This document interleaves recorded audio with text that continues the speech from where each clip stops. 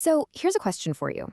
How do you turn a tiny 25% refund into a total 100% victory? It sounds kind of impossible, right? But that is exactly what Gandhi pulled off in Champaran back in 1917. And this wasn't just another protest. It was an absolute masterclass in strategy, a playbook for activism that shows you how to turn fear into freedom. So today, let's break that playbook down. Okay, so here's our game plan. We're going to walk through this playbook step by step. First, we'll look at how Gandhi diagnosed the real problem, which wasn't what you'd think.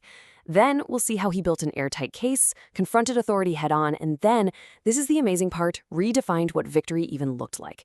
And finally, how he built something to make that victory last. First things first, to really get our heads around the solution, we've got to understand the problem.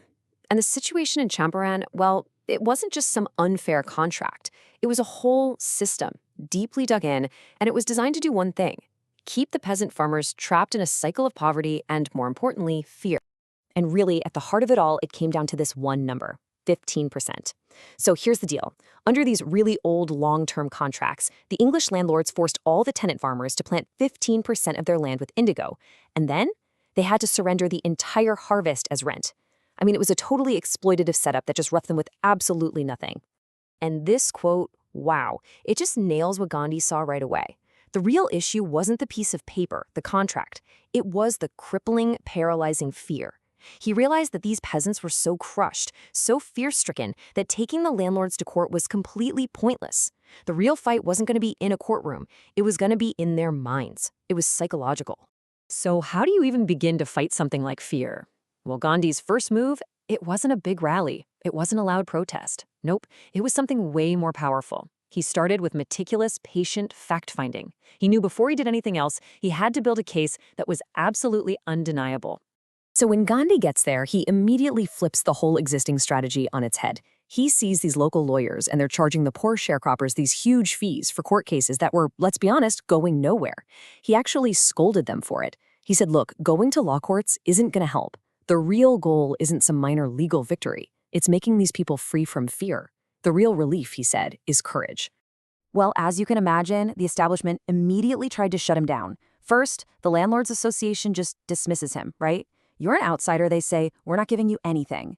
Then the British commissioner steps in and basically tries to bully him, telling him to get out of the district immediately. But Gandhi, he just went on with his work.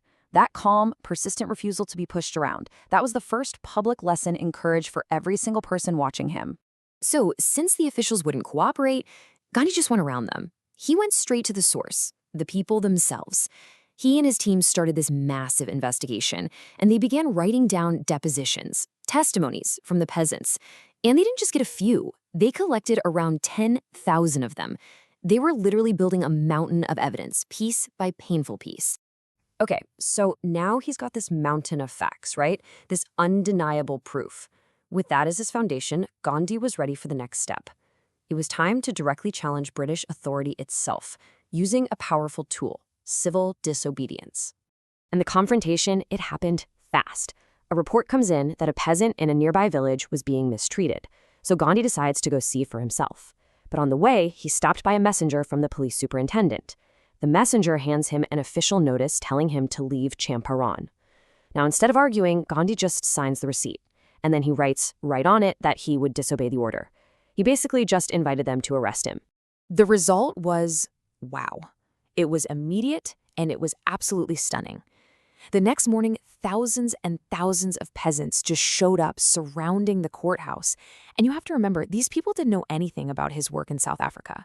All they knew was that this man, who had come to help them, was now in trouble with the authorities. This huge, spontaneous gathering, it was their first real, open defiance of the British. It was the beginning of their liberation from fear. Now, in the courtroom, Gandhi's move was just brilliant. Instead of fighting the charge, he pleaded guilty.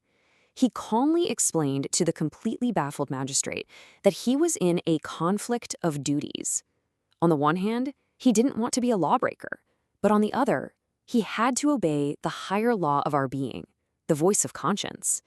And then, when the judge asked him to post bail, he just refused. The government was completely paralyzed. I mean, what do? How do you punish a man who wants to be punished? And how do you deal with this massive but totally peaceful crowd outside? They had no playbook for this. They were stumped. So after a few days, the lieutenant governor had no choice but to order the case to be dropped. Just like that, civil disobedience had won, its first major victory in modern India. Okay, so this victory in court, it was a massive turning point. It basically forced the government's hand. They had to set up an official commission to investigate the whole situation. And guess who they had to appoint as the one and only representative for the peasants? Yep, Gandhi. And this is what leads us to the negotiation table, and to what I think is the most brilliant strategic move of the entire campaign. So the official inquiry comes back and, surprise, surprise, it proves what everyone already knew. The evidence was crushing. The landlords had been illegally extorting the peasants for years. So now it's time to talk refunds. But when Gandhi sits down to negotiate, he doesn't ask for 100% back. He asks for only 50%. And he seemed adamant about it, which made the planters think, okay, this is just his starting point. Classic negotiation. So the representative for the planters, he's thinking he's being clever. He figures, okay, I'll just lowball him, force a stalemate, maybe he'll crack. So he comes back with his offer of just a 25% refund. They were totally expecting Gandhi to reject it, to argue, to hold out for his 50%. But Gandhi didn't do any of that. To their complete and utter amazement, he immediately took them at their word. He accepted the 25%. Just like that, the deadlock was broken. The question is, why? Why on earth would he give up half of what he was asking for? And this is where we see the absolute genius of his strategy. Gandhi knew the real victory here wasn't about the money. It was psychological. The amount of the refund was way less important than the principle of it. What mattered was that the landlords were forced, for the first time, to give something back. They had to surrender not just part of the money, but part of their prestige. Suddenly, they weren't these untouchable lords who were above the law. And for the peasants, they saw they had rights, they had defenders, and most importantly, they learned what it felt like to have courage. But for Gandhi, this victory was never the end goal, not even close. It was just the beginning. He immediately pivoted to the next and maybe the most crucial phase, taking all that newfound courage and turning it into real, lasting change in the community. See, he looked around at the villages in Champaran and saw the awful cultural and social backwardness. He knew that for this freedom from fear to actually stick, the community had to become self-reliant. So he put out an appeal. But he wasn't asking for more lawyers or politicians. He was asking for volunteers, teachers, doctors, people who could help with the absolute basics like sanitation and education. And people came. It was this incredible volunteer force. Two of his newest disciples, Mahadev Desai and Narhari Parikh, came with their wives. Volunteers showed up from Bombay, Pune, all over. Even Gandhi's youngest son, Devadas, came to help. A doctor volunteered his services for 6 months, and he started tackling the huge health problems with just 3 basic medicines. You see, this wasn't about politics anymore. This was about building something from the ground up, turning that spark of courage into a real, sustainable victory. And so, this whole story from Champaran, it really leaves us with a powerful question, one that's worth thinking about. In any fight for justice, what does a true victory actually look like?